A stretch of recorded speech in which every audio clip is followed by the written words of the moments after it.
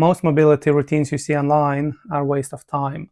Not because mobility doesn't matter, but because most people actually don't understand what mobility is or how to improve it. And most routines aren't based on how the body actually adapts. And this isn't just my opinion. A lot of the research over the last 10 to 15 years has shown that the way people think mobility works isn't really what's happening. So if you've been stretching, doing mobility flows and still feel tight, this will explain why.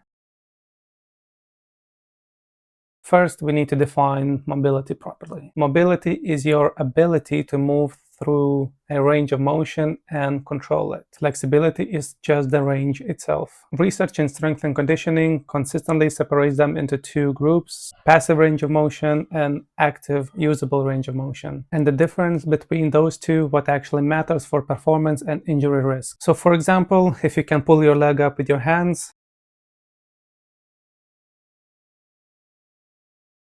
that's flexibility. If you can lift and control it yourself, that's mobility. A very simple way to think about it: flexibility is what your body allows, and mobility is what your body can use. And in sport, or even just daily life, usable movement is what matters. And research, well, this paper supports my point that mobility is about control. It explains that our range of motion is often limited by the nervous system, not just the physical length of the muscle itself. It introduces the sensory theory, suggesting that stretching works by changing the nervous system's perception of pain and tension, effectively allowing the brain to unlock or control more range. The biggest misconception is thinking that more range of motion equals better, but that's not always the truth. If your body has access to a position but you can't control it, it's basically unstable. Research has shown that having range you can't control it doesn't necessarily improve performance, and in some cases it may even increase injury risk. In sports science, we usually talk about usable range because if you can't produce force or control it in that position, your body won't use it. So the goal isn't just to get more flexible, it's be strong and control in the range you already have. It's not about just having a range. The research shows that how well you control movement and stabilize your joints is what really influences performance and injury risk. Now let's talk about stretching, because this is where most people get confused. Yes, stretching can improve your range of motion, and you're right, doing it after training can help. Why? Because when your body is warm, your muscles and tissues are more relaxed and more tolerant to being stretched. Instead of saying more pliable, think of it like this. It's like stretching a warm elastic band versus a cold one. The warm one moves more easily and feels less stiff. There's a large body of research, including systematic reviews, showing that regular stretching increases flexibility. But here's the interesting part. Most of the improvement from stretching isn't because your muscles are permanently getting longer, it's because your body becomes more comfortable going into that position. Studies suggest it's largely due to an increase in stretch tolerance, meaning your body becomes more comfortable going into that position. In other words, your tolerance improves. And this links to the point about stretching after training. Stretching when you're warm can feel more effective because your muscles and tissues are less stiff and your nervous system is more relaxed. But again, this is mostly a short-term effect. It doesn't mean you're permanently changing the structure of the muscle in one session. It needs time for the muscle to get used to it, to that new position. Importantly, long-duration static stretching before performance has been shown in multiple studies to temporarily reduce strength and power outputs. So timing matters.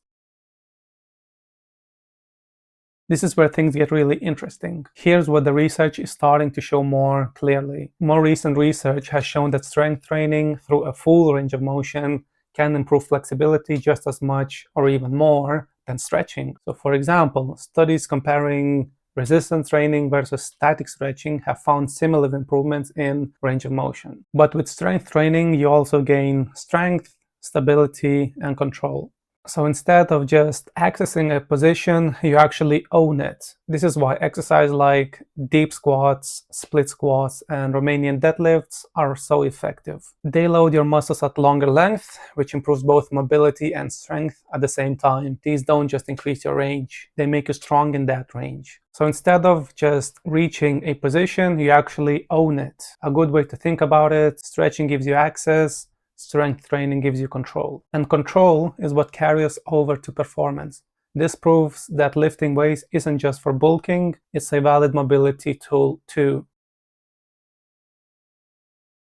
So let's talk about foam rolling and massage guns. Foam rolling and massage guns can increase your range of motion in the short term. This is well supported in the research. But despite what you might hear online, they are not breaking down scar tissue or releasing tight muscles. The main effect is neurological. Essentially, they increase your tolerance to pressure and reduce the sensation of tightness. That's why you often feel looser straight after, but this is mostly a temporary change, not a structural one. What foam rolling can do is reduce perceived stiffness, improve short-term mobility, and in some cases help with recovery between sessions. But on its own, it's not a long-term solution for improving mobility. Think of it as a tool to help you move better in the moment, not something that permanently fixes tightness. And this isn't just a theory. This is coming from a 2019 meta-analysis by Wiewelhove and colleagues confirming that foam rolling works for short-term flexibility. But here's the catch. They found that the actual physiological benefits are elusive. It's not smashing your fascia or breaking scar tissue. You aren't that fragile. Instead, it's like a neurological trick. You are telling your brain to feel less pain, which lets you move further for a little while. It's a great window of opportunity to do your actual movement work, but it's not a permanent fix on its own. What they do is reduce the feeling of stiffness, which can help you move better temporarily. So they are tools, not solutions.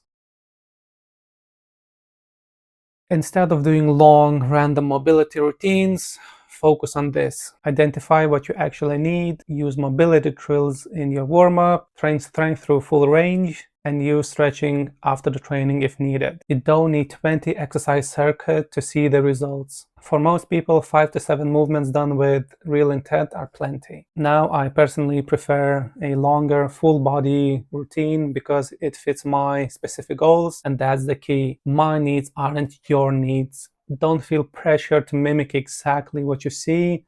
Don't fall into the trap of influencer copying. Many routines are built for the algorithm, not the individual. A lot of creators prioritize clicks over context. Be skeptical, trust the science, and choose the movements that actually serve your goals, not someone else's views. Your mobility training should be as unique as your own movement pattern. So mobility isn't about doing more. It's about doing what actually transfers to how you move. If you can't control it, you don't own it. And that's the difference between just stretching and actually improving your mobility. If you're not sure where to start, I'd like to help. Drop a comment below with your sport or training style, or shoot me a DM on my socials. I'll help you break down a mobility routine that actually fits your needs so you can stop guessing and start moving better.